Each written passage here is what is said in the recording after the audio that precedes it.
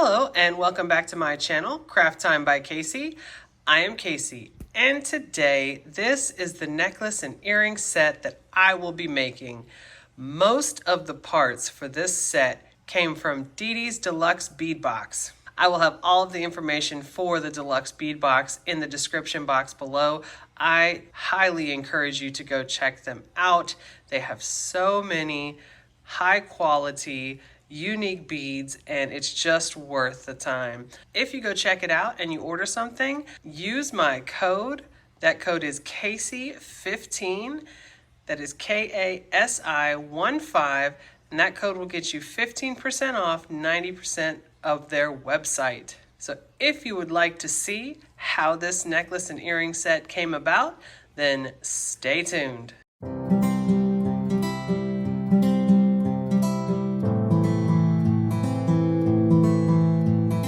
I'm going to start with the tools that I will be using. I have 2 sets of chain nose pliers, 1 set of round nose pliers, 1 set of cutters, and 1 set of crimping pliers. I want to briefly mention my tool set.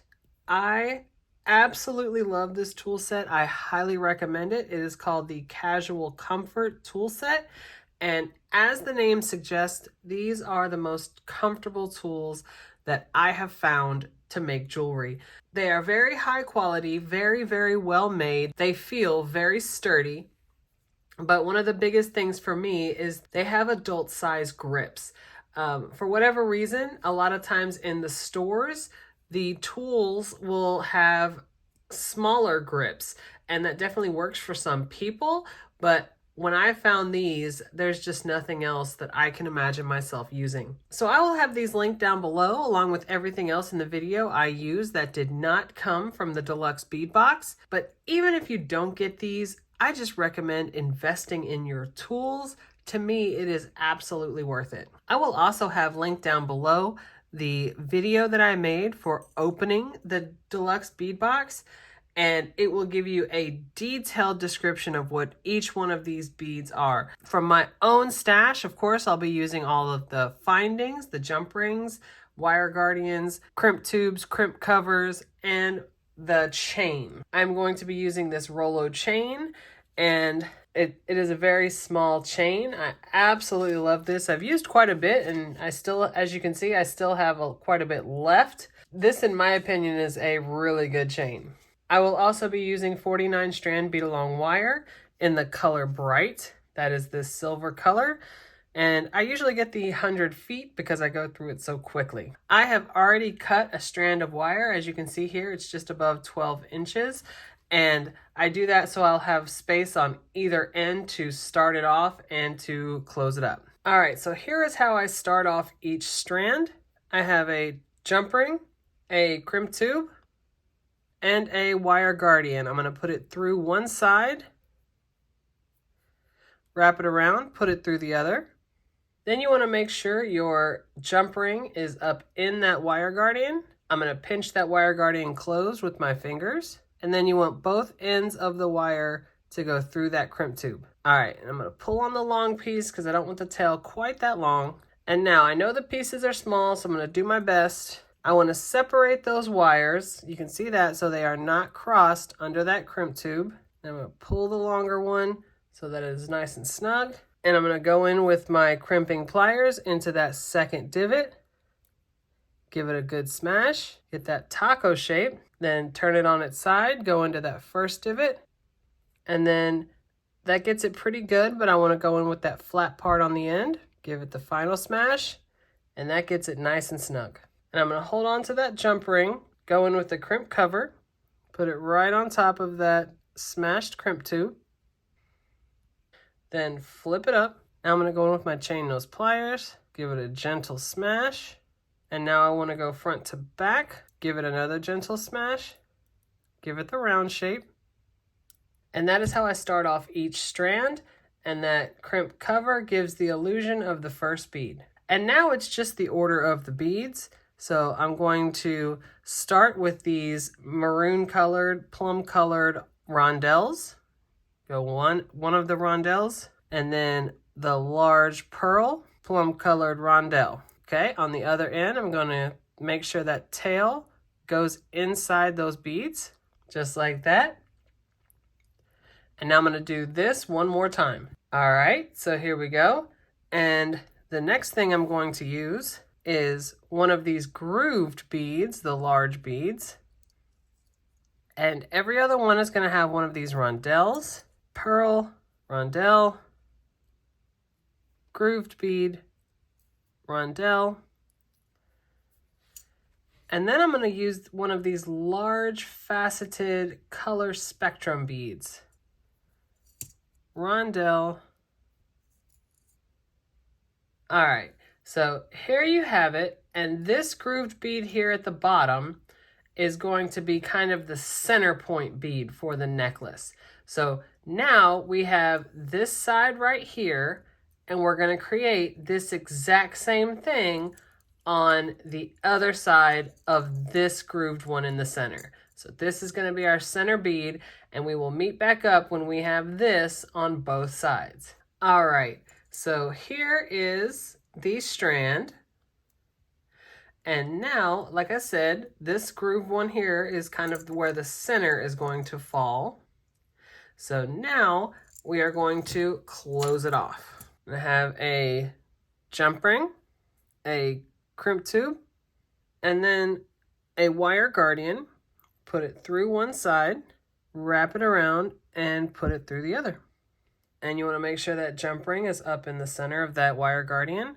I'm going to pinch it closed with my fingers. And then I want that crimp tube to have both sides of the wire going through it. And then I'm going to have that tail go through the first few beads. And here's where you have to have the balance, because you want to pull it decently snug. You don't want the beads to be loose. You also do not want to pull it so snug that your strand doesn't have any flexibility. So you definitely want the strand to be able to move. So I'm going to go in with my crimping pliers into that second groove. Give it a good smash. Get that taco shape. Turn it on its side. Go in with that first groove. Give it another smash. And again, that gets it pretty good, but I want to go in with that flat part at the end. Give it the final smash. And I'm going to take the crimp cover, and then I'm going to put it right on top of that smashed crimp tube. And then flip it up. I'm going to go in with my chain nose pliers, give it a gentle smash, and then go front to back to give it that round shape. Then I'm going to take my cutters and go in as tight as I can on that tail. And then I want to make sure that the last bit goes into that next bead, like that. All right, so here is that strand. So now I'm going to add the chain, and I'm going to take that jump ring on the end. I'm going to go in with both of my chain nose pliers, open it, and then I'm going to get it on the last link of the Rolo chain. All right, so as I was making it, I realized that the jump rings that I had selected were too small for the Rolo chain. So I got a smaller gauge jump ring and I put it on that last link, just like that. And then close that jump ring. So same thing over here. This jump ring is just a little bit too thick of a gauge, so I'm gonna go ahead and take it off and get one of my smaller gauge jump rings. All right, connect it to the last link in the chain, and then close that jump ring. Grab another jump ring, get on the opposite last link, and close that jump ring. And then on this side, when you get the last jump ring, put it on the last link, and then grab your clasp. I am using a lobster clasp. Close that jump ring. We're going to go ahead and close this. All right, and now the necklace is finished. So now I'm going to show you the matching set of earrings. All right, so here is the finished earring. So now we're going to make this, the matching earring for this one together. So I have an eye pin. We're going to make this component here in the middle and then add the charm to it. So put the rondelle on the bottom, the large grooved bead, and in the center we're going to use one of these really awesome spacer beads that have those crystals in there, and then one of the larger pearls. And here is the stack. So when I make a loop opposite an eye pin loop, I try to get the loops facing the same direction. So I'm going to set that on my finger just like that. So it's up and down. Hold on to those beads. I'm going to go in with my round nose pliers. Bend it just above that top bead. And this one, the top is, usually I just bend it right back around, but the top is a little bit smaller piece of metal. So I'm going to go in with my chain nose pliers, grab the end, and wrap it around. Just like that. Then I'm going to go in with my cutters, snip off that, just the end piece right there. I'm going to cover it so that end piece doesn't go flying. And I've got the start of the loop. And while I have it open, I'm going to go ahead and put on my ear wire. Then I'm going to go in with my round nose pliers and close that loop. Just like that. Now I'm going to add the charm onto the bottom. I'm going to grab the jump ring. These are one of the beautiful guardian angel charms that came in the box, but I want to make sure that the guardian angel is facing the right way. This appears to me to be the back, and this is the front. So I'm going to put the charm on the jump ring, and if this is the way that the earring is supposed to be facing, I need it turned around so that the face of it right there is facing out and the ear wire like this is facing back. So now I'm going to put it on the jump ring, the loop at the bottom just like that, and close that jump ring. And here is the matching set of earrings. I'm going to set these all up on my display with the necklace so we can see it all better. All right, here they are. I really do love the way they came out. Even though they are large beads, some of them, there's almost a simplicity to this set, and I think they go really well together. Let me zoom in real quick. I'll move these earrings aside, and I love this necklace. I love those large grooved beads and then those faceted beads down at the bottom.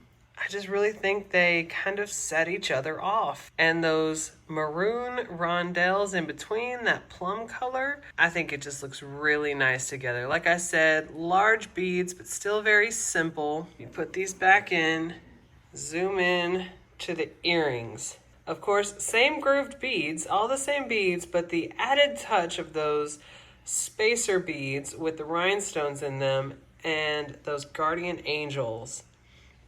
Those charms are so cute. I really think both of those just kind of add a nice touch to the earrings, but still they would look really well together.